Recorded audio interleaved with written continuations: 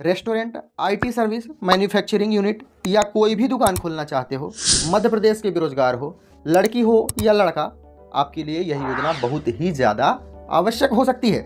इसमें बैंक के द्वारा 25 लाख से लेकर 50 लाख तक का लोन दिया जाता है। साथ में सरकार के द्वारा ब्याज का कुछ हिस्सा चुका भी दिया जाता है। आइए जानते हैं यह योजना क्या है, लाभ क्या है, कैसी आवेदन की प्रक्रिया है, दस्तावेज कौन कौन से लगते हैं, कितना ऋण मिलता है, कौन सी पात्रता है, क्या उद्देश्य है, योजना की शुरुआत कब की गई, सभी के बारे में हम डिटेल से जानते हैं। चलिए सबसे पहले जानते हैं योजना की शुरुआत कब की गई। दोस्तों, इस योजना की शुरुआत मध्य प्रदेश के मुख्यमंत्री शिवराज सिंह चौहान के द्वारा घोषणा की गई 1 मार्च सन 2021 को, लेकिन आधिकारिक रूप से 5 अप्रैल सन 2022 को यह योजना अवतरित हुई है। यह योजना मध्य प्रदेश के युवाओं को रोजगार मांगने वाला नहीं बल्कि देने वाला बनाने की कोशिश की जा रही है। इस योजना का क्या उद्देश्य है, जैसे प्रदेश के बेरोजगार युवाओं को स्वरोजगार के लिए प्रोत्साहित करना, युवाओं को आर्थिक सहायता देकर स्वयं को व्यवसाय में स्थापित करने का अवसर देना, रोजगार के नए अवसर को पैदा करना, प्रदेश में उद्योग और सेवा क्षेत्र का विकास करना। कब आपको इस योजना का लाभ मिल सकता है?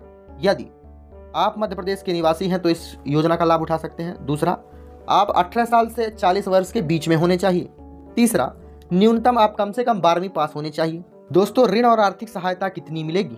ऋण मिलेगा 1 लाख से लेकर 50 लाख तक का, 1 लाख से लेकर 50 लाख तक का। लेकिन ध्यान रखें, यदि आप किसी बिजनेस क्षेत्र में जाना चाहते हैं तो 1 से 50 मिलेगा, लेकिन अगर किसी सेवा क्षेत्र में जाना चाहते हैं तो 1 लाख से लेकर 25 लाख तक। ब्याज कैसे देना पड़ेगा?